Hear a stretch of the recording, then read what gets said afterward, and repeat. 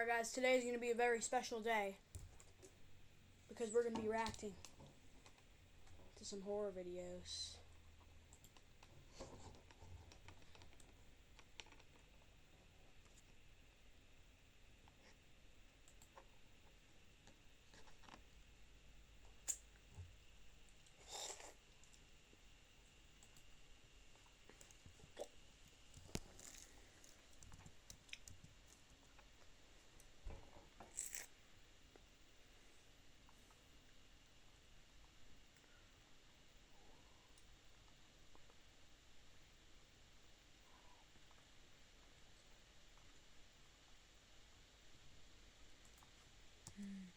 Animation.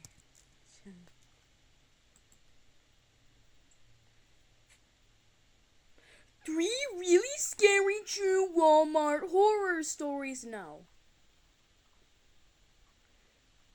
I need something under 15 minutes.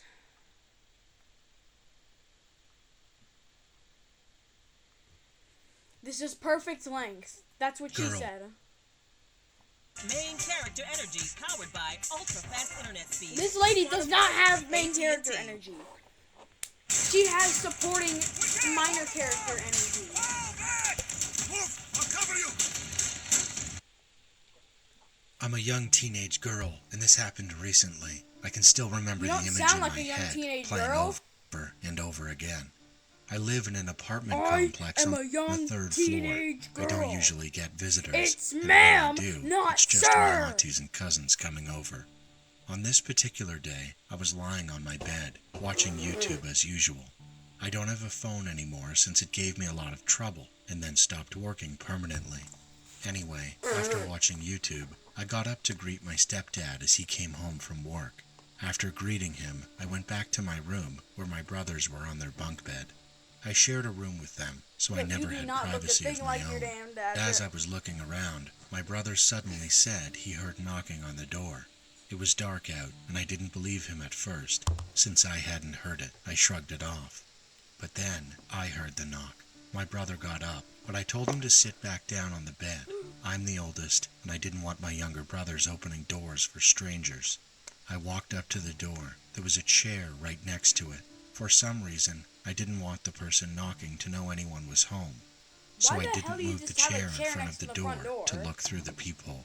Instead, I climbed onto the chair, leaning close, almost falling as I tilted my body to look.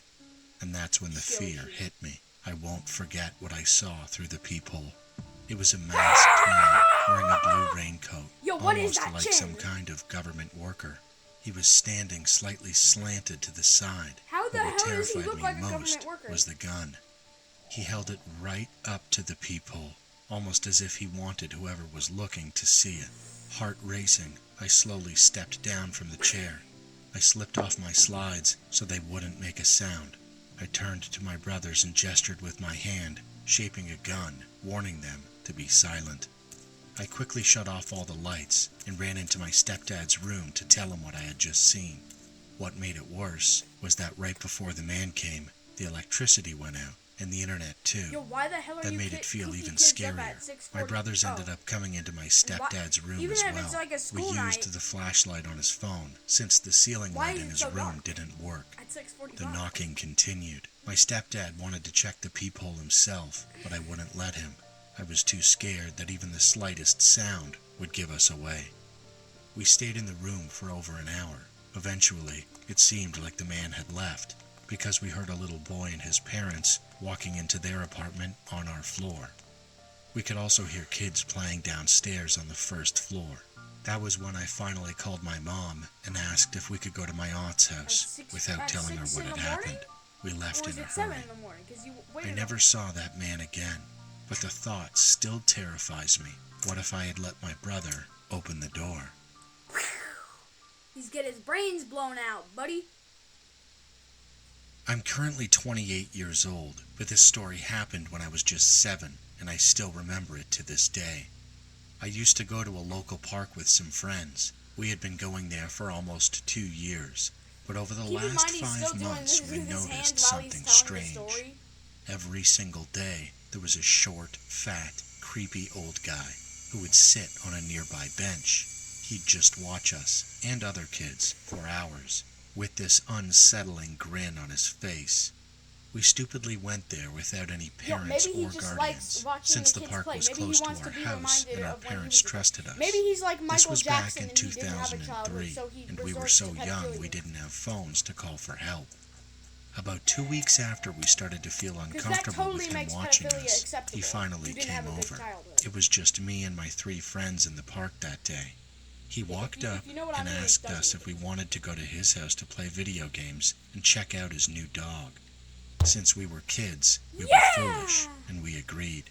It sounded fun, and for a moment we thought maybe he was just a kind guy after all, but we were very wrong.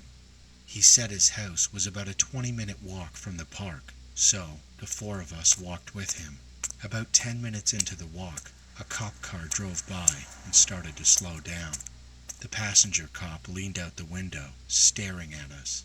The man told us to walk faster, saying that way we'd get more time to play games and to see his dog before having to leave. So we picked up the pace. But then, the cop car suddenly made a U-turn, and a loud voice shouted, You there! Freeze! Put your hands on your head! You're under arrest! We froze, confused and scared. The man bolted, but because of his age and size, he didn't get far. One cop tackled him to the ground and cuffed him. And a loud voice shouted, You there! Freeze! Put your hands on your head! You're under arrest!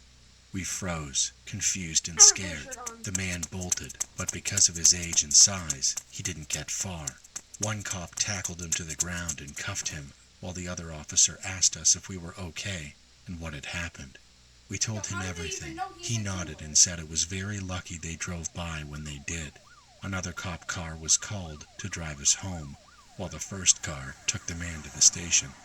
The police explained everything to our parents, and from that day forward, we were banned from going to that park. At the time, my parents thought I was too young to understand the details, but when I turned 13, they finally told me the truth. That man was a known sexual offender. He called what he did his hunting, and he did it at local parks. That revelation terrified me. I started thinking about what could have happened to me and my 3 friends if that cop car hadn't driven by I don't think he has and a jail stopped cell in his him. basement. And honestly, I don't even I want don't think the if answer, you got because I kidnapped by him, already he was know going to send what you it to would the have diddly been. dungeon. The police didn't share many details about his punishment, but my dad told me that one He probably officer just said has the like a man normal would get at least one-story house. 15 He's years probably in just a prison bum. for his other crimes. Welcome to Wix Harmony. Take the speed of AI. It's very hard to and believe you pixel got level control. kidnapped by Harvey Weinstein himself. My name is Dhruv Prajapati, and I'm from India. I'll tell you about an experience I had on Dumas Beach that still chills me to the bone. Dumas Beach in Surat has always been a place wrapped in mystery and dark rumors. People say it's haunted, and over the years, countless stories have circulated about strange sounds, vanishing shadows, and eerie figures that wander the sands at night. Really? As curious as I am, I never really believed in any of it until one night changed everything. It was a rare weekend night, and some friends and I decided to hang out on Dumas Beach after sunset. We'd heard the rumors, the tales of restless spirits, unexplained disappearances, and how people seemed to disappear into the mist along the shore. But we just laughed it off. By the way, watch this. I don't know if y'all can see that, but...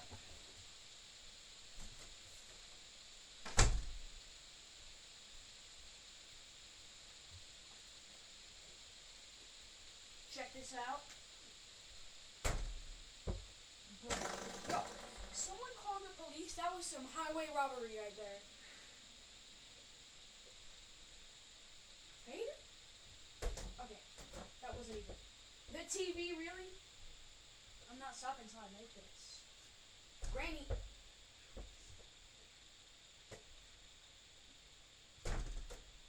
That is robbery.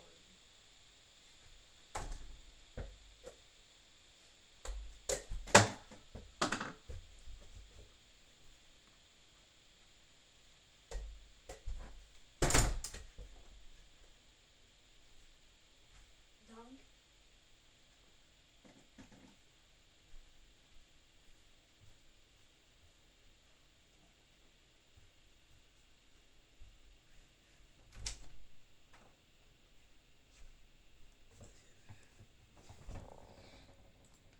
convinced it was nothing but local folklore meant to keep people away after dark. As we walked along the beach, the only sounds were the waves crashing and our voices echoing strangely in the emptiness. Then, without warning, an icy gust of wind swept across the beach. It cut right through us, and we all felt the sudden chill. One of my friends even joked, Maybe it's one of the ghosts. but the laughter faded when we heard it. Maybe. A whisper, faint and breathless, like someone was speaking just What the hell behind just us. happened? We stopped, our senses on high alert, and looked around. There was no one. The beach was empty. I brushed it got all off, over my figuring tiny it was leggings, just the bro. wind, but something felt wrong. I remember hearing that the beach was once a Hindu burial ground, and that maybe, just maybe, the souls of those buried here hadn't yet found peace. As we walked further, my flashlight started flickering, and a thick, eerie mist began to roll in. It was denser than anything I'd ever seen. Habibi, Just turn then, back and go home. one of my friends gasped and pointed at the ground. Okay, that's low-key kind of There, right in front of us, No, I were didn't mean that. I footprints, didn't mean that. appearing in the sand as though someone invisible was walking straight toward us. Our nerves got the better of us, and one of my friends whispered, Let's get out of here. I didn't need to be told twice, but something, maybe my curiosity or something else, held me back for just a moment longer. I looked down at the footprints moving closer, step by step, almost as if they had intent. And then, for just a brief second, Why is he I walking saw so it, slow? a shadow-like figure, its hollow Those are some eyes weird-looking staring eyes. directly at me. The look in its eyes wasn't anger, it was something else, a mix of sorrow and warning. Heart racing, I stumbled back, and my friends and I broke into a run. As we sprinted back, I could hear faint Scotty. whispers following us, growing louder, and footsteps closing in behind us. What the? Are those low-key thunder thighs? Growing louder, and footsteps closing in behind us. When we finally reached the entrance to the beach, where the glow of the streetlights met us, we dared to turn around. The mist had already thinned, and the beach looked silent, almost peaceful, as if nothing had ever happened. To this day, I have never gone back.